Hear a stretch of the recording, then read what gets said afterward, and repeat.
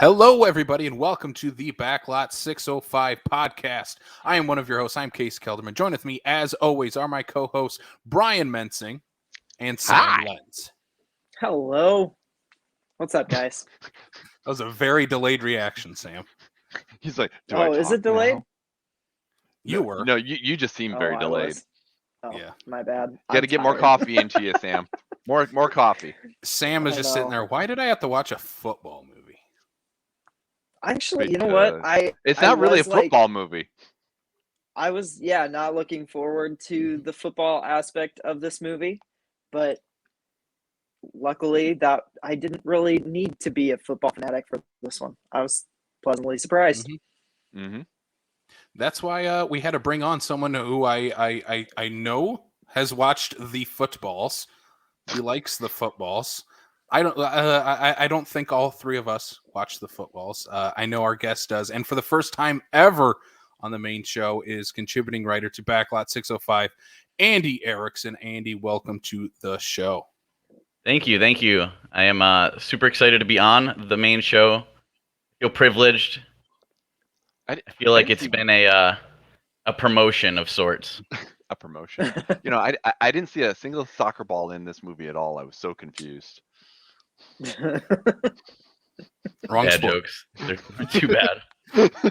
Hey, it's okay. We're talking about a Kevin Costner movie, so we can make as I many did bad finally jokes start the second season of Ted Lasso this weekend, so soccer. Andy, do you watch the footballs? I do watch the footballs. I am a massive Vikings fan. Sadly, they give me a heart attack every weekend. I had a Vikings podcast for a while. That one's on hiatus right now, but I watch a lot of football. I'm in like 5 fantasy leagues. Watch it every Sunday.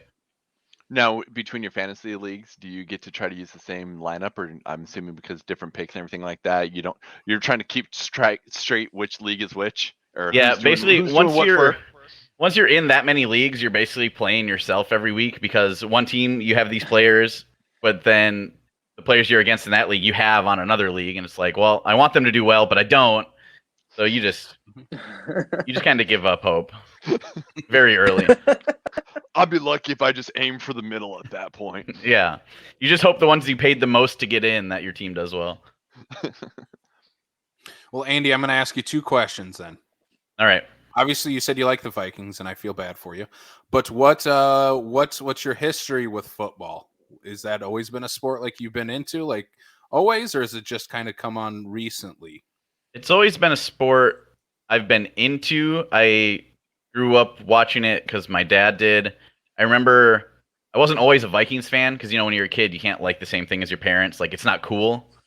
So I remember playing NFL Blitz on the Nintendo 64, and I liked the Pittsburgh Steelers because they had Jerome Bettis. Mm-hmm. So I was a Steelers fan for a while. And then after going to some Vikings games, my dad had season tickets through his work. I slowly converted to the Minnesota life. You don't slowly convert; they just indoctrinate you, and you're on the struggle bus for the rest of your life. Yeah, you get a hot dish and a football, and then you're good to go.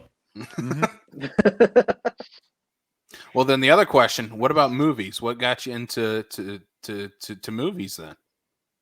To movies, I've always liked movies growing up. I think my tipping point into really getting into film was my stepbrother wanted to be a director, and he was always watching stuff. He worked at a place called Premiere Video. It was like this kind of smaller knockoff Blockbuster, and we'd watch all the new releases every weekend. He'd bring movies home every single day, and we'd watch stuff and make stuff. So that started my love for movies. Yeah, I realized way too late that I should have had a part-time job in a video store. Would have made life a lot cheaper. Mm-hmm. Yep. Yeah, I think every movie fan goes through that of I should have worked at a video store, or I did work at a video store. Yep. Yeah. Yeah, the movie we're talking about today, though, is 2014's Draft Day. It's part of our Ivan Reitman series. It is the last movie in that. It is kind of the most unconventional movie that we are talking about this month, because when you think of Ivan Reitman movies, you don't think of a 2014 Kevin Costner sports movie, do you? No. Not at all. This was one of those when we were talking about the list of what we were going to put together, and you're like, "We're going to talk draft day." I'm like, "Why? Like, what? Because at first I'm like, okay, he's produced a lot of things, he's written a lot of things that he hasn't necessarily directed. You're like, he directed them. Like, really? Mm-hmm. Okay. Granted, Mhm. this is the last thing that he's done since now announcing that they're going to be doing triplets, but so you got to get back in the saddle at some point there, Ivan. So no, I was pleasantly, shockingly surprised by this film. I'm kind of a Sam. I didn't know what I was going to get into, and this is not the Ivan Reitman I expected. Was this all No. a first time watch for all three of you? Yes. Yes. Yeah. All right. Yeah. Andy, I'd seen it when it came out, and then I Mhm. hadn't seen it since, so I rewatched it right before this. Mhm. But Right. yeah, it'll be fun to see what you think after your first time. Yeah, this is one that only kind of came on my radar because of a co-star in this movie and fellow movie podcaster Griffin Newman.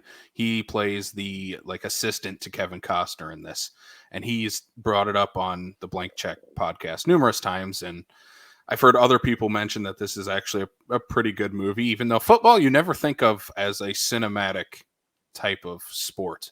Like baseball is always the go-to for sports movies, Yeah. and I think hockey is not far behind, but you never really think of too many football themed movies besides I think of like the big TV ones. shows. I think of like Friday Night Lights, the show, instead Yeah. of like Yep. movies. Yep.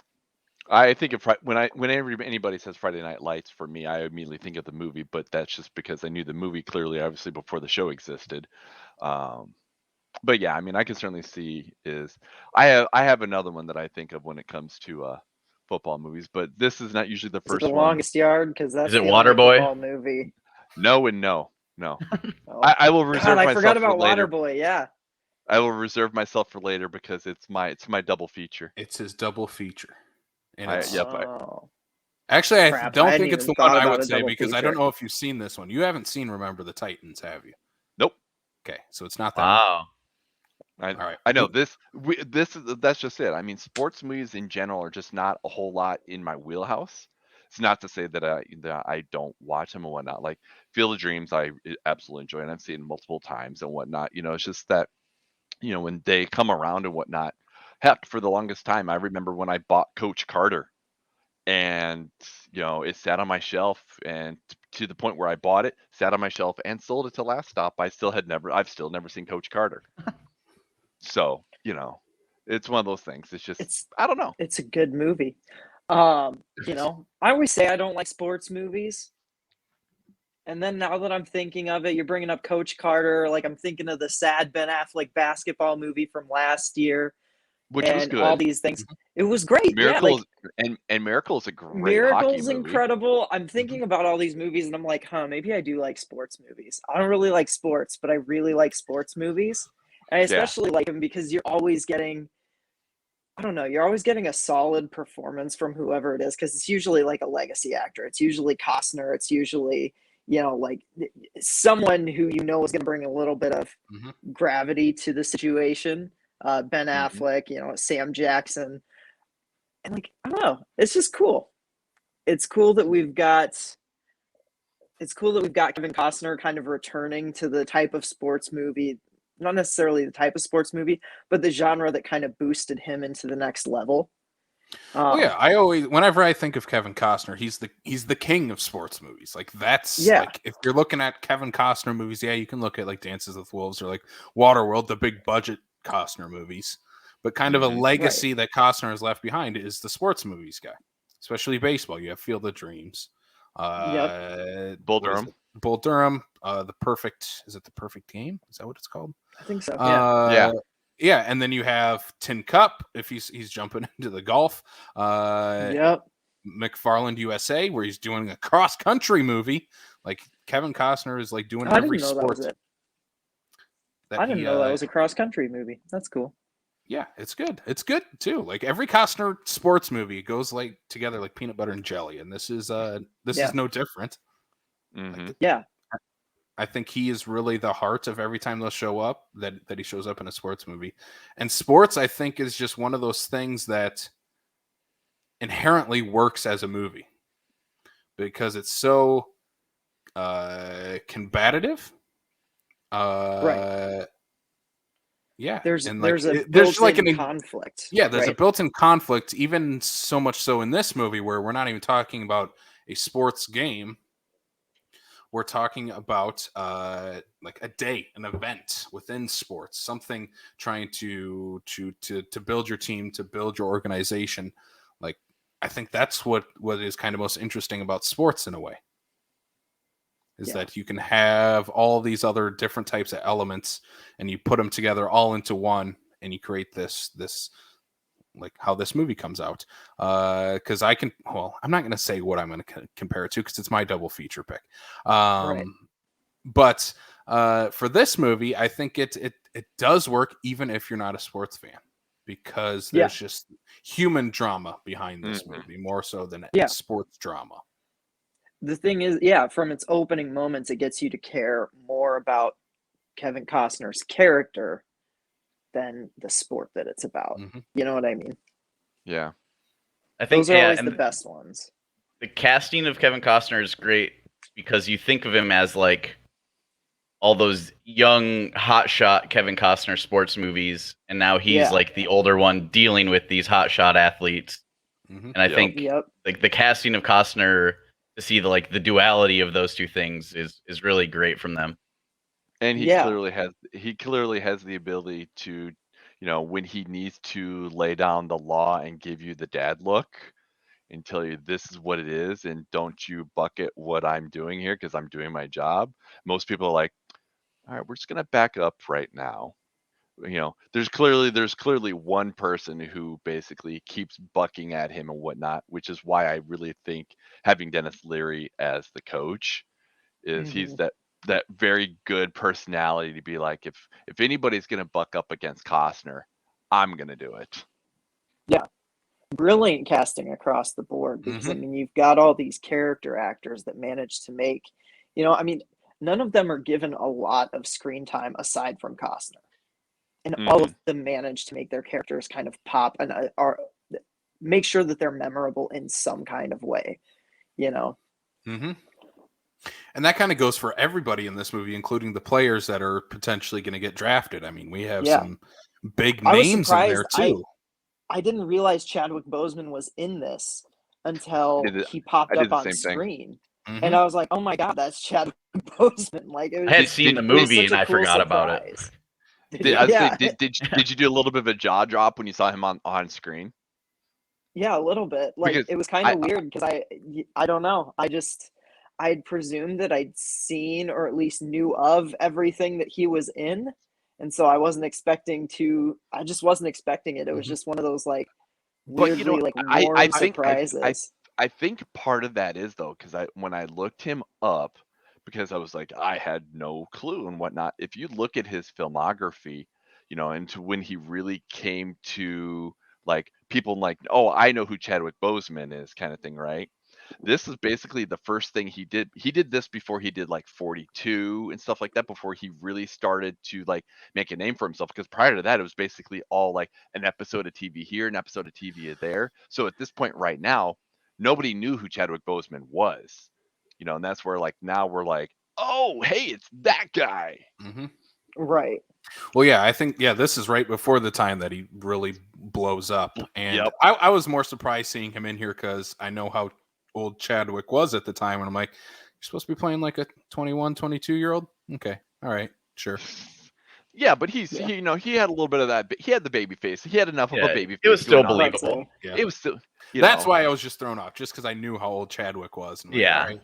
So what you're saying is instead of it being like college level that he was playing, he was more like Terry Crews level, which again was one of those little faces where I'm like, oh hey, there's a few of those throughout this movie where you're just like Yeah. Ivan Reitman going, I at this point right now I can just cherry pick whoever I want to be in this movie kind of thing.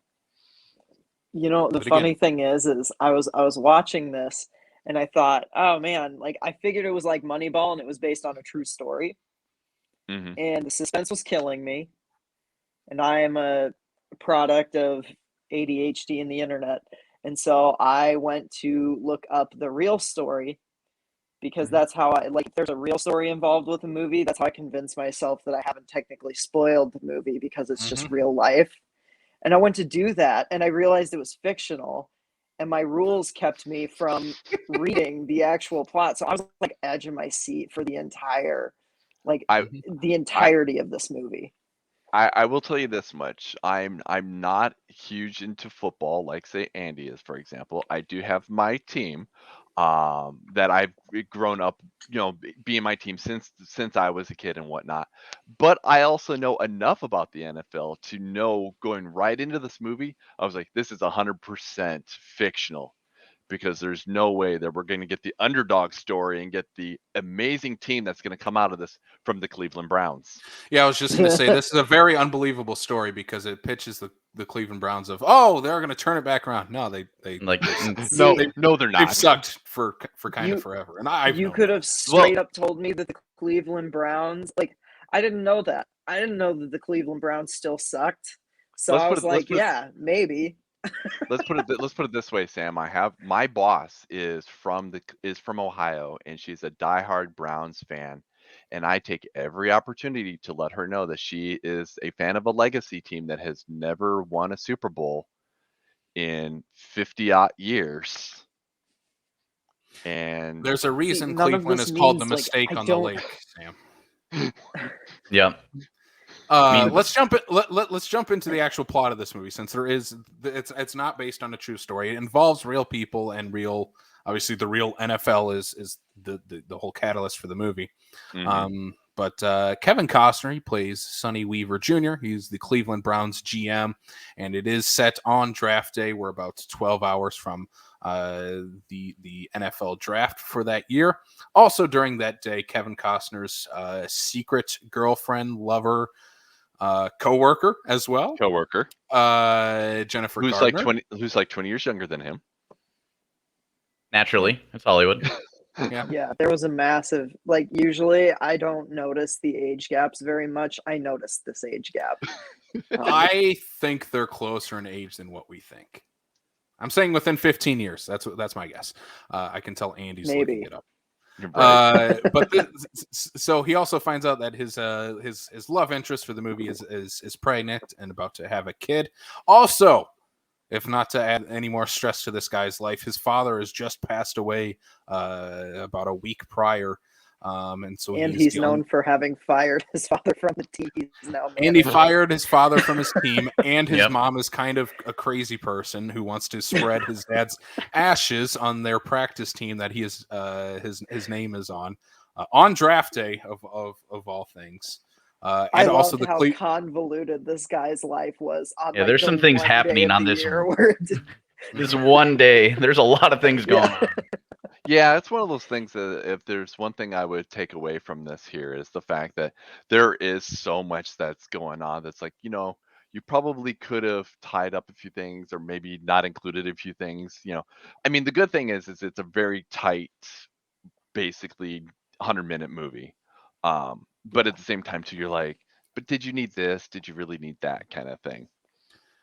I was sold on all that when I saw the timer and it started clicking down, and I'm like, oh yeah, we're gonna have it all take place in one day, because I love movies that just like, yeah, I'm just gonna do it all in one day, everything that happens in one day.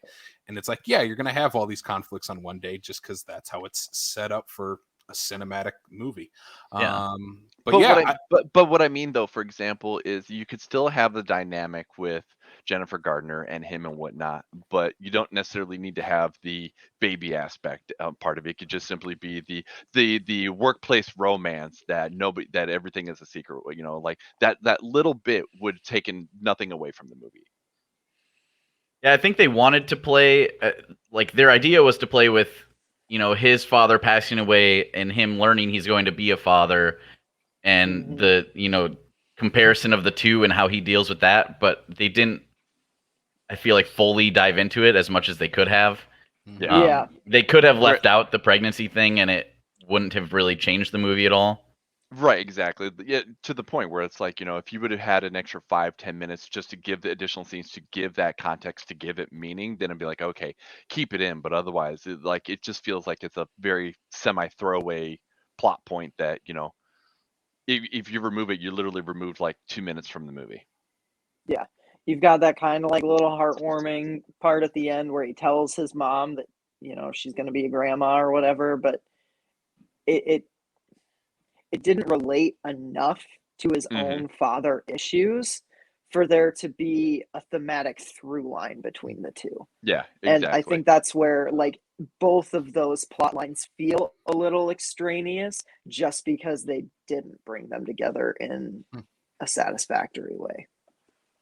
I like the father But Costner story. acts the hell out of it. No, I don't. And I think that's the biggest part is the acting within the plot lines throughout this movie. And I think this whole movie's theme is fatherhood and being a father and being a leader in that type of way. Because also for the football team, he has to really step up and be this leader that they didn't really have at that time. A father that could look over this entire organization. Instead of just looking at just the money aspect, just the team aspect, just the football aspect.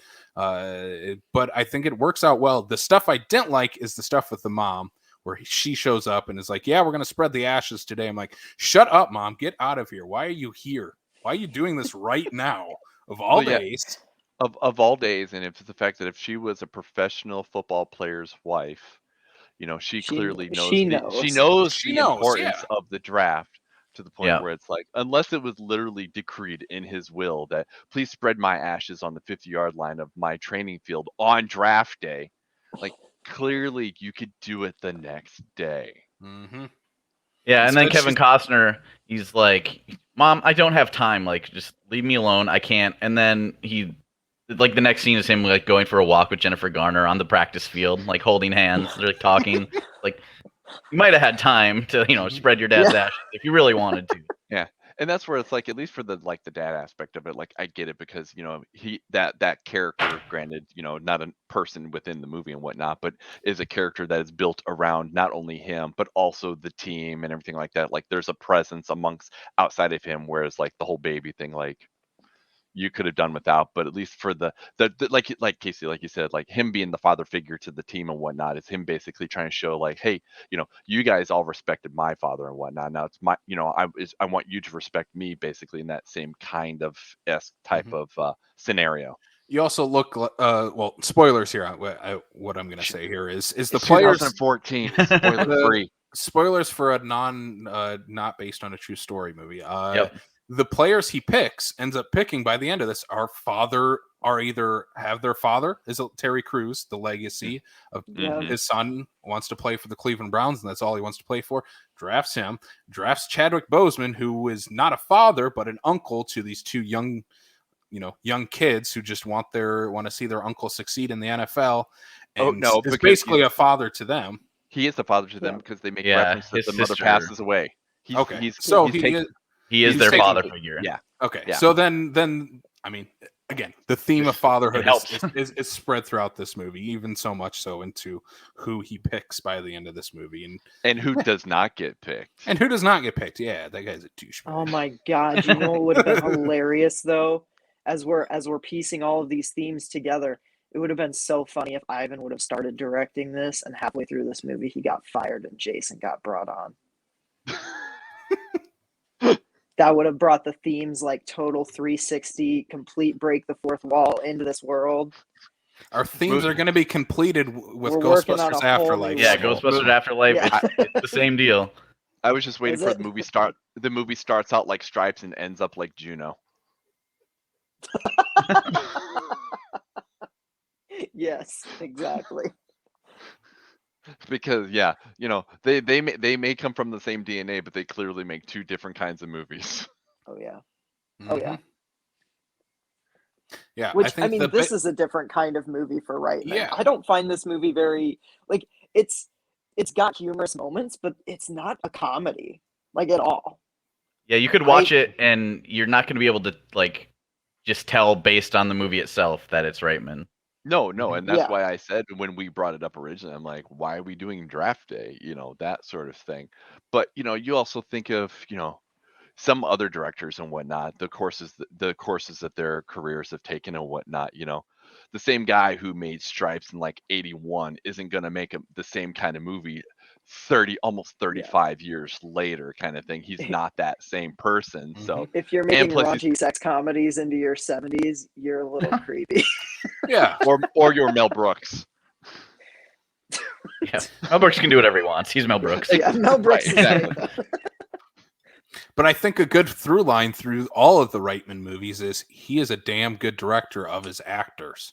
And I think that's the biggest thing that connects into this movie is trusting all of his actors to do what they do best, giving them guidelines of what they need to do. And again, casting for this movie is so key of every person they cast. I mean, Costner basically holds this movie on his shoulders the entire time, but then you have all the other side characters like we've mentioned, even Mr. Superman himself, Tom Welling, who I didn't also recognize right away, who plays he's the quarterback for the Browns. He's really good in this movie too. He's really good in this. And I think his watching the draft with his family at the end, like those scenes, they got me a little choked up. Like I was like, oh God, he's really selling this. Like this is I'm not usually a big like Tom Welling super fan or anything like that, but he's good in this. Like genuinely good. Yeah, and then you get the casting that's like the fan service casting for the NFL fans. There's like, you know, we're in a world of like nostalgia and fan service, especially like, I mean, Ghostbusters Afterlife just came out, and this is the fan service movie for an NFL fan because you get big name guys like Chris Berman and John Gruden show up. Arian Foster plays, you know, Terry Crews' son. You even get Roger Goodell to do like a little role, like the commissioner of the NFL. So it's like anyone that's like big in the NFL is going to see all these things and hear these voices and be like, oh, that's them. That's the people. I all I saw was Deion Sanders thinking that he's probably going, oh, there's going to be an NFL movie. I better be in it because I need to have my face everywhere. He's like, I am the NFL. It adds to the authenticity of this movie of where you might be like Sam of you're watching this movie, you see all these people you might have seen on ESPN, and you're like, oh, well, this is based on a true story because they're using the actual people. Yeah, it is very convincing how this movie presents the entire organization of the Browns, all the other organizations going to like Jacksonville and all the other teams. You're going to those stadiums and you're inside like the front offices of those, and then you're at the draft day where you're at. Where do they hold the draft again? It New York, changes now. It used to be like in New York, I'm pretty sure. Yeah, but now it changes like every year. It's in a different place now. Okay. But yeah, like, I would also that adds to the authenticity of this. I would just like to say that for the sake of your comparison here, using Sam as to watching ESPN is just a very bad example because I don't think Sam knows where ESPN is on any dial. Listen, Sam has been to Applebee's and has seen ESPN on the TVs at Applebee's. I always ask the waiters at the sports bar to change it to like billiards or bowling or some shit because I don't watch any of the normal sports. But trick shots and billiards, like hell yeah. Let's get a Kevin Costner bowling movie. Where is that? Yes. We'll just watch Kingpin instead. But yeah, this movie, I think one of the biggest things that I think works for it though is we're on the time element of the ticking time clock throughout the movie. Ups the anticipation level for everything that's happening. Then you get to this last act of it, and it's just like, oh my God, what's he gonna do? What's he gonna do? Even in the first act where he makes this trade of trading, like, I think it's the 7th pick and their next 2 draft picks to get the number 1 pick. And it's like, oh my God, he actually made that deal. What is he doing? And that's like, I got a little Uncut Gems vibe from that scene of, oh my God, I'm going to tell my kids this was Uncut Gems. At least it didn't get bloody at the end. I'm just messing. But I actually haven't seen Uncut Gems, but if it's anything like this, I'm in. Yeah, if it is, take this movie and like times 10 for the like edge of your seat level of, oh my God, what's gonna happen next? Right. Yeah, and I would certainly say is that was something that we definitely ran into quite a bit, especially when we're talking about those last quote unquote 2 hours of the draft. When everything is Mhm. literally on the line to the point where they're literally making trades while the draft is actually in process. While they're on the clock for the draft. That was the Yeah. scene that got me. I'm like, oh my God, what are you doing? What are you doing? No, oh, what are you doing? Why are you still on the phone? You have 7 minutes left. Like, Yeah, Because doesn't they as seem take like like advantage enough every time. minute. I think that might be the biggest thing in the movie that will pull you out if you're like a big NFL fan is like the amount of draft picks being given up for like certain positions. It's like the Seahawks have the first pick, but they just won the Super Bowl last year, but they need to draft a quarterback, and then they're gonna trade 3 first rounders to move up one spot in the draft, which would never happen in the history of ever. And it, like as a huge NFL fan, some of that stuff can like kind of pull you out, but it's still the tension still works and the conflict still works the way it should. Yeah. It sounds like it's one of those kind of things where stuff like that is happening. It kind of pulls the curtain back a little bit of how this stuff works. They're just giving you more of the amplified, more The the type of traumatized version. this is not what's going to happen, but this is how crazy it could be if this really did happen. Yeah, well, the fun thing is the actual 2014 NFL draft, the Browns had like a crazy draft where they traded a bunch of picks. They traded back into the first round for like a quarterback, and I know like Chris Berman during the draft said that like he mentioned draft day. He's like, this draft is crazier than the movie because of what was going on. And then all the draft picks they picked were busts and they didn't do well and they were bad. So, Browns.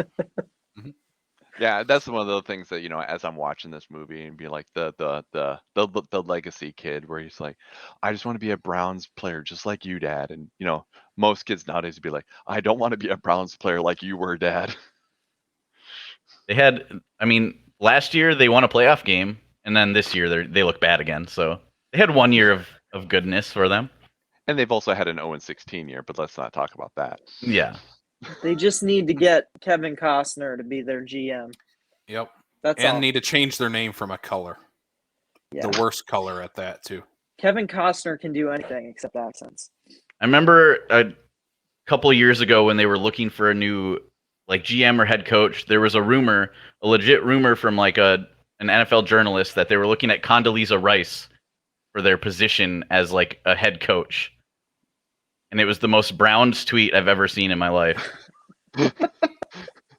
Wow. Anything to get people to go to a football game in Cleveland, I guess. Yeah. Right. Casey's over going, how do I segue from that? Yeah. But as a non-football fan, always like when I did watch football, though, the draft was the most interesting part of it, just because it is kind of the wheeling, dealing. We got to move up. We got to trade this person. It's almost like poker instead of football at that point, because you're just making deals and trades and moving things around. And I think this movie does do a good job of portraying that, even though it might be, unrealistic that in the first place, Kevin Costner would have traded for the number 1 for 3 first-round picks just to end up getting the player he was going to get all along, because that makes zero sense, even in terms of this movie having a feel-good moment of, oh, we were going to pick you at number 7, Chadwick Boseman. We're going to pick you at number 1. But we're going to give away our future to pick you at number 1. To pick you at number 1, which makes zero sense. It's like, as a team, why would you? And now you got to pay him more money because he's the number 1 pick. Come on, Kevin. Horrible GM. No wonder you're going to get fired. No wonder Dennis Leary wants you out of here. Yeah, but you don't understand. His teammates didn't go to his birthday party. Okay, no one likes Bo Callahan. Let's talk about that. I don't like Bo Callahan. That dude looked like a smug dick. Okay, he came off was as a very smug prick. Yes, he did. But what's I of get course you're what going to be smug. You got P. Diddy as your agent. Yeah. I mean, that seems like a real life thing that would happen too. But the character, the only reason they don't draft this kid is because his teammates don't go to his football party, which I get what they're going for. But I'm like, really? You're not going to pick a guy because his teammates didn't go to his birthday party that he can't even remember? But like, Well, he also lied but there's about enough. it and all that Yeah, stuff. yeah. you could come up with another reason that's more convincing of, oh, his teammates didn't show up for one birthday party he had. I No, think that did a good way in showing the kind of weird thought process some GMs actually have. Like it's crazy the little things that'll happen between a player and a GM where they'll be like, "Oh, well, I don't want to draft this person." Like that the whole birthday thing is almost like one of the most realistic parts of the movie because like these rich GMs and coaches and owners actually just have these weird thoughts of like, "Oh, well, like this person was born in June, they're going to be a bust. Like we can't draft this person." Like I mean, any little thing they can find. the way I was seeing everything built out based on conversations that he is as the character was having with the kid, the other conversations that he has, it's just going to show is that he was like, you know what, I can't have somebody on my team that's got this kind of shitty character, to the point where he's whether or not those people were at the birthday party or not, is because the one coach makes the reference of is the police force in a local town, small town kind of thing, going to put the entire team on check and put them in the books, or are they off the books, and their names were just omitted, kind of thing, because stuff like that happens, you know. But it's the matter of how Bo is representing to the point where it's like, I'm not going to have somebody like that on my team because that's going to be a detriment. Not only he might be a great player, but his character is going to be a detriment to the team as a whole, to the point where I'm like, nah, I can't do that. I think one thing that could have kind of solved this weird birthday party thing is That if you would have got invited. What's that? If you I would have been invited? invited, yeah. This asshole quarterback didn't invite me. No, it could have been solved by two. Again, this movie has a whole lot of phone conversations, which I think it presented well. Which is a very boring thing to have in movies. Does a good job of presenting phone calls throughout it. Yep. Mm-hmm. But it's you have a moment of you had Chadwick Boseman. Let's say you have Chadwick Boseman's character say, "I'm sorry for your loss. Your dad was a great coach. I'm sorry for your loss," and giving his condolences. Then you go to the Bo Callahan quarterback character, and you have P Diddy points at, "Hey, say best wishes of about your father's passing." Mm-hmm. You have Kevin Costner call him back and ask him what his dad's name is. And if the kid can't answer, that can show his character. Like have your stories intertwined that way instead of a stupid birthday party thing that is kind of really dumb when you think of it. Yeah, it's so dumb that like it has like staying power in like the zeitgeist of NFL. Anytime like you can go on the NFL subreddit and there's so many threads, you'll just see like, what did they go to his birthday party? Like it's like this thing that has stayed within like the NFL lore because it's so ridiculous. Yeah. Well, and I think too, like they had a really good in with like, okay, maybe his character's not great with the whole Vontae going, go back over the game tapes. It would have been a different, like, you think that you're going to find something out about Callahan in those game tapes. And then you don't really. It's like, it's kind of a dead end. It's a disappointment. It's like. You sort of do, but I don't think it's enough for a plot point in a movie to. Yeah. Like that should have been like, again, that should have been a point where he's like, yeah, I don't know about this kid. No, I think that served two plot points. Is number one, it showed the fact that he gets razzed under stress when he was getting sacked, and to the point where he would get all crazy the next couple of plays after the fact.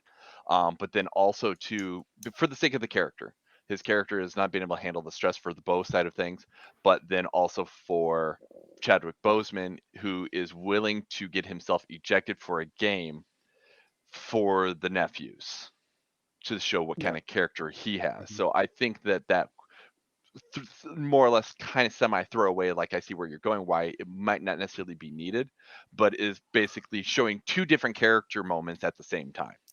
I think there's just one more thing you could have thrown in there, though, is you have the Bo Callahan like grab like someone who's supposed to be blocking for him and be like yelling at him. It's like, yeah, you're a bad dude. Like him getting stressed under pressure it definitely wasn't enough. It didn't show anything character-wise. It just showed like Yeah. he's a quarterback. Like it happens. He gets Mhm. stressed under pressure when he gets Yeah. blindside sacked the play before. Like that happens to most quarterbacks. But yeah, like have him yell at a teammate, have him, grab Chadwick Boseman's character as he's walking away, or like push him or something. Yeah. Like something that Which, shows Have his him character. take off his helmet and like throw it in anger Yeah. or something. Well, like and that's something where to show that there's some bad sportsmanship in there, Well, and I thought that that's where they were kind of going with it when he said to have him check the tapes and have him check afterwards. Like, okay, well, we've seen the plays, but did you watch the tape forward to see what happened after the play? And that's what I thought was going to be some sort of interaction between the two. Mhm. I definitely didn't see it going the way they did and whatnot, but yeah, I could certainly see is that it felt like that's where that they were trying to go for. Yeah. I think it could have just used something else with the Bo Callahan character or even show something more with Tom Wellings, who's the current quarterback of the team. Show something more with him of why they're like, yep, this is still our guy. More so than Kevin Costner does have a few conversations of, well, he got injured last year, but he was our guy that we wanted to kind of lead this team. There should have been something else maybe in there to build on that character a little more. They do have that story about the test. The where Bo was $100 the only bill. one to the Mhm. $100 bill thing, where their quarterback, what's his name, like Andrew, like something Drew, Brian Drew. Yeah, Brian Drew. Yeah, he mails it back to him, and I mean, I think that is enough to like kind of tell you what kind of person he is, and also what kind of person Costner is looking for. You know what I mean? Yeah. That's true. Yeah, I think and again, maybe it's just because this movie doesn't do a whole lot of actual us seeing these interactions where it kind of just tells stories throughout. It's all just done through conversations, which I do love. The one, is he like he's like security or something for the Browns, and he's like digging up all this information, keeps asking Costner like, well, do you want to know why? It's like, yes, just tell me why. Like, again, the only person that can pull it off is Costner in those type of conversations. But again, I think a lot of this movie, in terms of what it focuses on with the NFL, works really well. It's just, I think, sprinkling too much of other stuff is what knocks this movie down a little bit. And I think a lot of that comes in when the mom, for me, shows up, where she's already in like uber bitch mode for some reason or another. And his ex-wife is there for no absolute reason at all. Why is she there? Because she was in the will reading. But why? Why is she there? And it's also It's draft day. Leave him alone. It's one of those things that the way that whole scene is all played out, the story that I picture in my head is the fact that Costner basically, his character falls out of love with his wife, basically is going with the coworker romance. They get divorced. Mama Bernstein is like, I'm still gonna be friends with the ex-wife because I like the ex-wife. I don't like the new girl. So that's why she's at the will reading. That's why she's there with mom and whatnot, because they're BFFs throughout this whole thing. And they just have to do it on like the most important day, of course, of the year. Yeah, maybe that wasn't the mom's idea. Maybe it was the ex-wife's. If they would have said that would make a lot more sense, because it makes the mom out to be a horrible human being. Yeah. And she's not, because of a conversation that's later had of why Kevin Costner had fired his dad. His mom's like, he can either coach another season and then die maybe on the field, or you can, basically make him retire by firing him so he can at least spend time with me. It's like, yeah, where's that mom? That mom, I understand why she would show up on draft day. I don't understand crazy mom who's like, we need to spread this ashes now because I'm a crazy mom and I'm here with your ex-wife. Right. It's like it feels like two different characters of the mom. The one with the conversation with Costner, and then the one we actually get to see. Yeah. Which again is a great story, and I like how that's why he fired his dad, is because, well, yeah, I don't want to see my dad die, so I'm gonna have to basically make him retire, that's a hard thing to do. Yeah. Which I think we could have used that scene in this movie too. I think it would have been nice to see that. But yeah, I think that's such a great character moment that's kind of muddled by all the other things surrounding it. Here's a weird random thought that I had, just for the sake of, especially like who would be opposite, Bernstein or whoever. Who would we, if we would have had like a flashback or something like that of him, his dad and whatnot. Who would we have play his dad in all of this? Ed Asner. Oh, Mel Brooks. Yeah. I was thinking somebody who could be stern, other than the fact that, number one, I like Sam Elliott, whatnot. But no, all of a sudden I just had this thought of like a Christopher Lee being, the stoic individual that could be somebody who could put Costner in his place and also keep an entire team in its place. Do Clint Eastwood. Yeah. Football coach. Stern football coach. Yes. Get off my field. Hasn't Clint Eastwood done a sports movie too? Shooting That's people not- a sport. I was gonna say that's not $1 Million Baby. Mm-hmm. I was gonna say I think that's the only Eastwood sports movie I can think of. No, he did the Invictus, baseball right? one. Didn't he do the Trouble with the Curve? Oh Yeah, Couple you're with right. Curve. There you Yep. go. And didn't he do that Yeah. Invictus one that was like a football drama that was set with Nelson Mandela? Yep, and Yeah. Matt Damon. Yep. See, look at that. We went from Clint See- Eastwood doesn't do sports to he did a lot of sports. It looks like. Clint Eastwood would be the logical choice then to play Kevin Costner's dad. Yep. Yeah. I can see it. Yeah. Do you guys have any other scenes you guys want to bring up for this movie at all? Or characters? No. The intern. I love the Oh. intern. I do want to Yeah. say we haven't The- talked the about intern's Jennifer Garner enough either. Mhm. Jennifer Garner enough. She is Oh, yeah, I did- really good in this. I did do my research, and 17-year gap between the two. Yep. Yeah, that's a massive gap to me. Oh my god. No, They're I also both really like over 40, 50 years old. Well, yeah. How old is okay. Jennifer Gardner? She's She's 49 right Yeah. now. Oh my god, seriously? She doesn't look it. I would have guessed Kevin early Costner's 40s. 66. Jeez. Okay. Yeah, I Well, think. but Yeah, I will- Jennifer Garner's great. Griffin Newman is great. He kind of gets the sidekick comedic role. Mhm.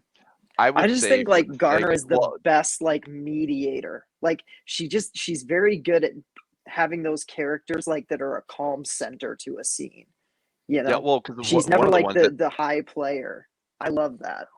the one I would say that I think is probably the most standout is her opposite Dennis Leary in the lunchroom when she's going Oh, over the yeah. whole about the fact this is my job, this is what I do, and just basically again, Yep.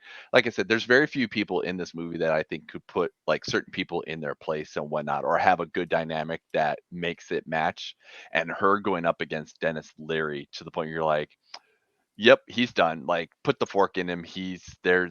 There's no rebuttal to what she throws out at him. And I love the fact Yeah. that she just leaves her food. She's like, I'm out. Like, she barely opens up that bag and has like 2 chips, and just like, nope, I'm done. And he's like, all right, I guess I'm just gonna sit here and eat her food. Well, and the way she Like, I can't- delivers is just so good because that is a scene that could have been very much overplayed, and that's what I mean. She's just so like understated throughout this whole movie. Mhm. Like she's never the one that goes high in a scene. Like she's always the one that's just that like middle ground, and I love There that is because one scene movies like this, the heightened drama ones, need that. You know, Which I was going to say, she always does great at that, kind of playing the level-headed yeah. person. Like I'm thinking of Love, Simon too, where she isn't Love, like the Simon. standout of that movie, but I'm like she is so integral to the movie. Yeah, the one- Juno. I mean, Juno, where Mhm. her and I mean, I would argue though, in Juno, her and Jason Bateman are almost trying to underplay each other, and that's what makes them so wonderful in that one. Yeah. I will say, for the sake of she playing that level field, I do agree with you. But there is the one scene that I do think that she has that one moment, that one shining moment to be able to outplay Costner, and that's with that little green slip that she finds and gives back to him Oh after she finds yeah, it when she's cleaning up, to Yep. basically say, I don't have to say a word because you've already said it to yourself, but here's the proof. And she just basically just throws it back. Well, not throw it back at him, but basically gives it back to him to basically say, you know what you're doing. Now listen to me and just do it. Mhm. Yeah. Yeah, I was gonna say one more thing on Dennis Leary. I think he's always great at playing like I'm kind of the hothead, stern person that always, by the end of the movie, has that redeeming quality of, oh, now I get it. But it's like we Yeah. never get to see Dennis Leary as the nice guy at all. It's just, oh, I'm redeemed, and then that's it. I'm like, he's so good at that, though. You're just Well, I mad the was whole gonna- movie. I was gonna say you can't have a nice Dennis Leary, like a level-headed Dennis Leary throughout an entire movie, because people are gonna be like, this is so fake. Like, there's certain people that, regardless of what character they're playing and whatnot, they're going to be quote unquote kind of like typecast into that character because they're not going to be able to be seen any other way. Like you look at Costner and he pulls this off and whatnot, but he is clearly like a Tom Hanks. He's like America's dad kind of thing and whatnot. It would be really hard for us to go into a movie and be like, Kevin Costner's going to play the evil villain. Yeah, I'm not going to buy that. That sort of thing. Whereas with Leary, it's the exact same thing. Like you're going to be the hot-headed one because that's what you are good at, and I want you to be good at doing that. Yep. If anybody has not seen his stand-up, clearly you have not seen really, really mad Dennis Leary. All right, boys, let's get to our final thoughts then on Draft Day 2014, final film in our Ivan Reitman series. I think this movie is a great sports movie. I think it is one of those that you don't need to have an actual game to latch onto of, all right, this is the team I'm rooting for. This is the team I don't like. Good guys, bad guys. We don't need any of that. This is just about the human drama throughout it. And I think Kevin Costner is the big standout. And again, I think he is the king of sports movies. Like before he retires, he needs to be in every type of sports movie. I mean, he's getting there. So might as well do the Kevin Costner bowling movie and the Kevin Costner Curling. Curling would be good. Bobsled. He can Pole remake vaulting? Cool Runnings. Yeah. Oh, Kevin Costner doing a remake of Cool Runnings. Kevin Costner wrestling movie. Make it happen. That'd be great. Oh, if he could play, he would totally be awesome as Vince McMahon. Yeah. Actually, That'd be maybe, amazing. Maybe Dennis Leary, maybe. I was about to say, it's okay, fine. You found your one villain movie that he could do if he was Vince McMahon. But no, I kind of would rather see Dennis Leary in nice, wonderful McMahon haircut kind of thing. I would be okay with that. One day. Yeah. I think I'm kind of with Casey on this. I really did like this. I gave it like 3.5 out of 5, I think. It's, I just don't, I get why people like sports and football. I just have no interest in it. And for someone who just has absolutely zero interest in the sport this movie was like about, this movie was riveting. Like I was hooked in, the ticking clock element. It reminded me a little bit of The Social Network, where it's like, this shouldn't work in theory, but in practice, this is really like, it's slick. I don't think it's as good as The Social Network, but I think it takes kind of the same concept of like, oh, it's about the corporate suits behind the NFL. It takes place largely over phone conversations. Like, how is this going to work cinematically? And Reitman finds a way to make it pop. So yeah, I really dig this. I think all around the cast is really, really good.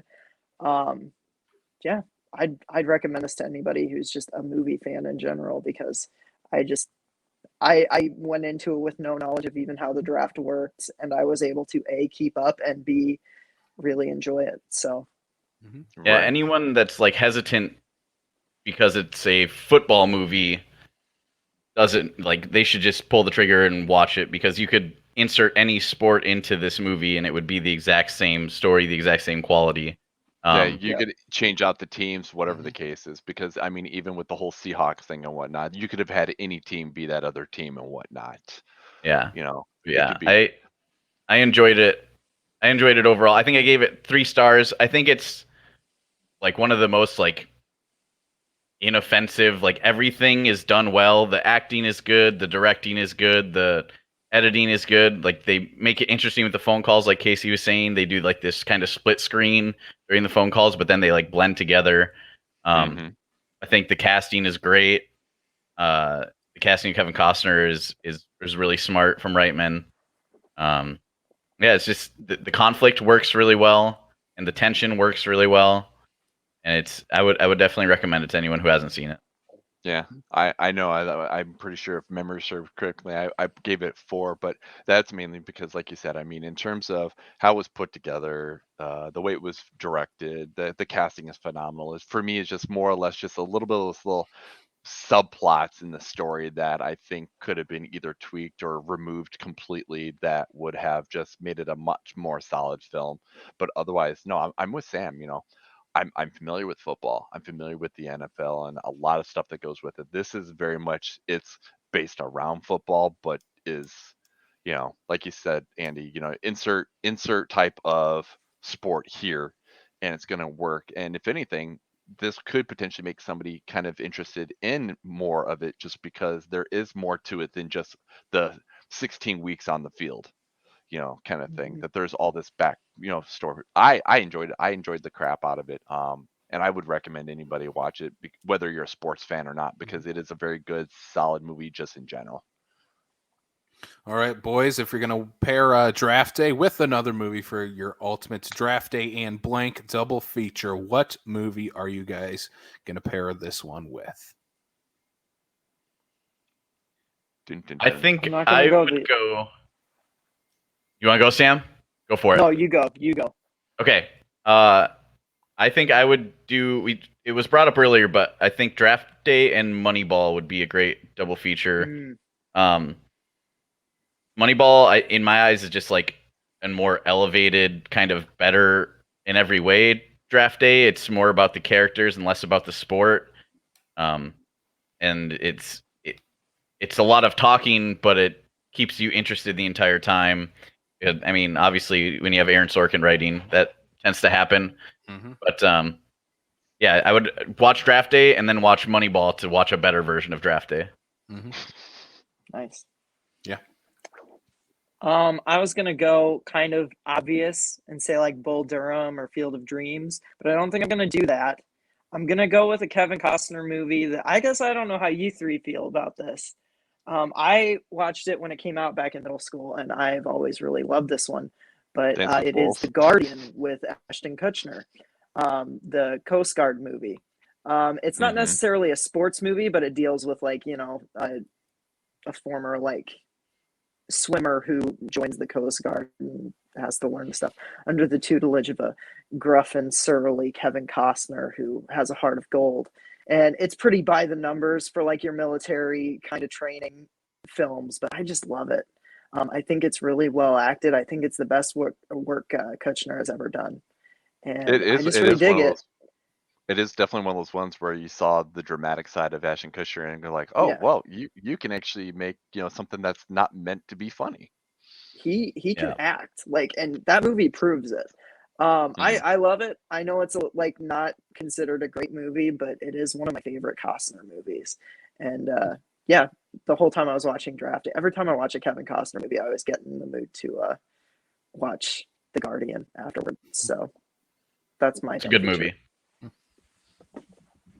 I've never seen it. I'm going to steal one of your basic picks then. My initial pick was going to be Moneyball, but as I'm thinking about it, more of like the dad aspect of this movie, I'm like, yeah, let's do Field of Dreams. Because again, I think Field of Dreams nails the themes of fatherhood and the relationships between fathers and sons. Again, better than this movie, but I think also baseball kind of leans more into that. I also think baseball leans more into analytics than NFL does. Why Moneyball I think works better in that way too. But yeah, Field of Dreams is that would be my go-to Costner dad double feature. God, the last time I watched Field of Dreams, I was high on laughing gas on the dentist chair, getting my tooth drilled into. It's such a great movie. It was so worth it. It sounds like an experience. Yeah. Those it aren't was. ghosts, they're real.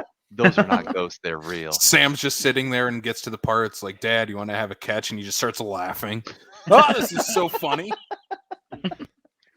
It's funny. Well, My dentist even comes in. He's like working on my teeth, and all of a sudden he perks up. He goes, "Is this Field of Dreams?" I'm like, "Uh huh." No, I'm gonna go with one, and I'm kind of glad it actually didn't ever come up here, and I'm not sure if that's a good or a bad thing, but my pick is one that since we started talking about this, I knew exactly which one I want to do. Is I want to go with Oliver Stone's Any Given Sunday. Because number one, Never seen it. It's a Neither have good it's a good solid movie, and I think so anyway. And it does talk about a lot of that, like the behind the scenes stuff, and the football quarterback that's kind of aging out, the young buck who's trying to come in, take his stuff and whatnot, but good solid cast, and just I do recommend it. Plus, it has a very solid soundtrack too. So Yeah, I almost picked that actually. It's a great movie. What's it called? Any Given Sunday. Any Given Sunday. Any Given Sunday. With, I also almost just said like go watch the 99. Friday Night Lights show because it's wonderful. Yeah. Yeah. Look at that cast of Any Given Sunday, and then realize that they're all in one Oliver Stone movie. I mean, it's typical for Stone to put a whole bunch of people into one movie, but this one is severely stacked. Yeah. Yeah, that is a solid cast. And Cameron Diaz gets it in the end, and it's amazing. We need to do an Oliver Stone month. We should. That would be fun. I love Oliver Stone. Oliver Stone is great. All right, boys. So that has been Draft Day, and that has been our Ivan Reitman movie series. We've done Ghostbusters, Stripes, Kindergarten Cop, and Draft Day. So that concludes this month's series on Ivan Reitman movies, as we were anticipating this past weekend's release of Ghostbusters Afterlife. So yeah, drop a comment on your thoughts on all the Ivan Reitman movies, and if you're planning or have already watched Ghostbusters Afterlife. Yes, go support Jason and his Afterlife movie because it's great. Agreed. No, I won't give you any spoilers. The internet's probably already done that for you. Yep. I think that I'm clear, but I think I know what happens at the end of this movie. But that's okay. It's just like knowing what's going to happen in Spider-Man. No, whatever is it? No Way Home. Is that what it's called? Yeah. We know what's going to happen. Hey, J.K. Simmons is going to show up as 4 or 5 or 6 different J. Jonah Jamesons and save the day. I would just J.K. Simmons is going to show up in the rhino suit.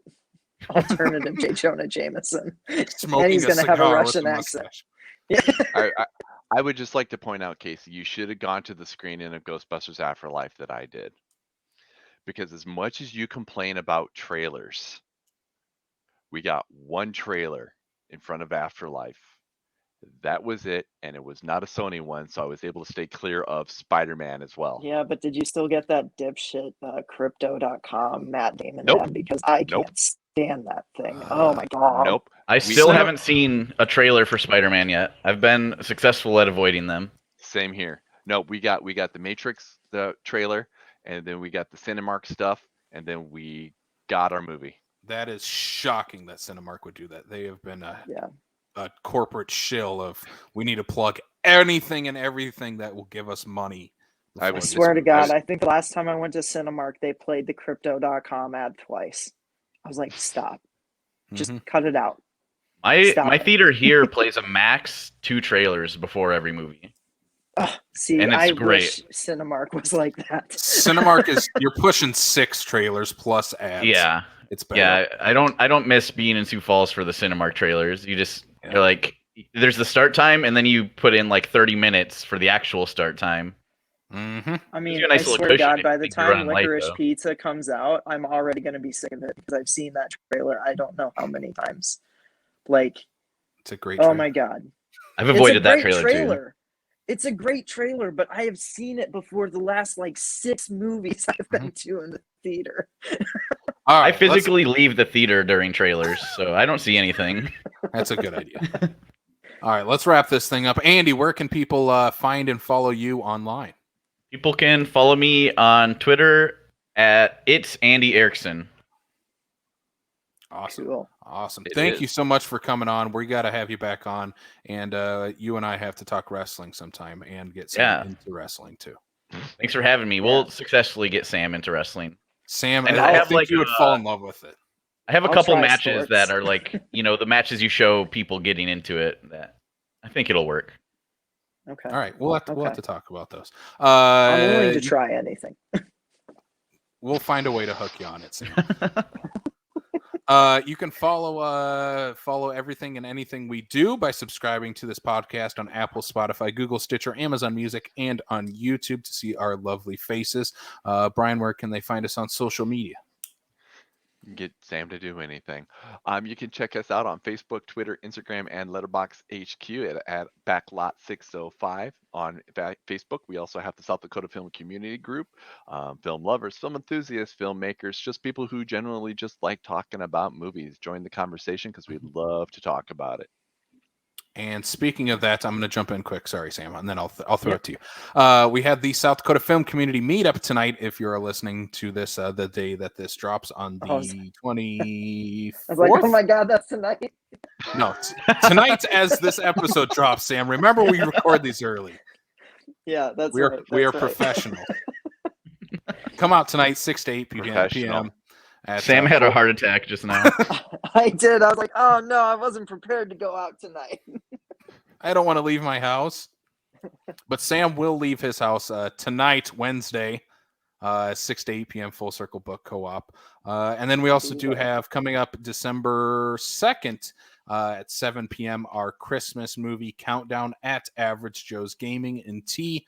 We're going to be ranking the 20 best Christmas movies of all time. So that should be fun. Again, you can find that on our Facebook page for more event info. And Sam, where can they find us on Patreon? You can find us on Patreon at patreon.com/backlot605. Actually, I don't know if that's the actual URL. Just go to the link in our. It is. Okay, perfectly. Okay. Mm-hmm. You awesome. killed it. Yeah, patreon.com/backlot605. Way to be prepared. For $5 a month, you can get 4 bonus episodes. Each month, we do episodes based on like new releases and cult classics. We just did one for Red Notice. This week next week I think we're gonna be dropping one for Ghostbusters Afterlife. We did a few other ones too that I went out to the theater and saw, and I'm blanking on what I saw.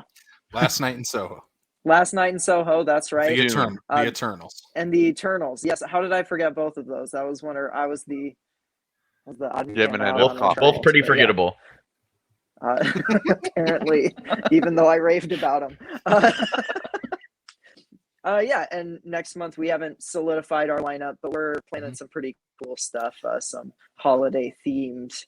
Probably that Spider-Man Patreon picture. Episodes. Probably that Spider-Man picture. Yeah, which I've heard of it, but we'll see if we get to it. That indie movie starring Thomas Holland. Oh, Uncharted. Hollywood's second favorite Tom Holland. Yep. And Marcus Anthony Wahlberg. Or for the video I've seen recently with Chris Pratt and whatnot, his Tom Holland is his second favorite Tom H that has an accent behind Tom Hardy. Yeah, Tom Hardy over Tom Holland. They are 100%. I like my actors when I can't understand what they're saying. Well, on that, I guess I'm also going to plug what we got coming up next month very quickly. We are starting De Palma December. Next month, we're talking Brian De Palma movies all month long, so that should be fun. Some wild card picks. I was not expecting some of these to show up, including next week. We're talking Snake Eyes is our first one. Not the first De Palma movie you would expect to be out there. So that should be fun to talk about. Nick Cage and Brian De Palma teaming up for Snake Eyes. Why have we not done the only copy I have of that is on VHS. So Brian, I'm gonna need that VCR. Gonna break it in with Snake Eyes. I like it. Yep, I'm gonna break it in with Snake Eyes, and actually, that's the only way I own Blowout too, which I know is one that I think we're gonna be doing. Right? You have that on VHS? That's cool. Okay. Anyway. Yeah, I have that on VHS too. All right, let's wrap this thing up here. Andy, thank you again for coming on the show. We'll get Sam into wrestling somehow, some way, sometime. Yep, we will do it. Mm-hmm. All right. For Sam Lenz, Brian Mensing, I'm Casey Kelderman. Thank you all for listening. We'll check you out next time on the Backlot of South Dakota. Bye. Peace. Yeah.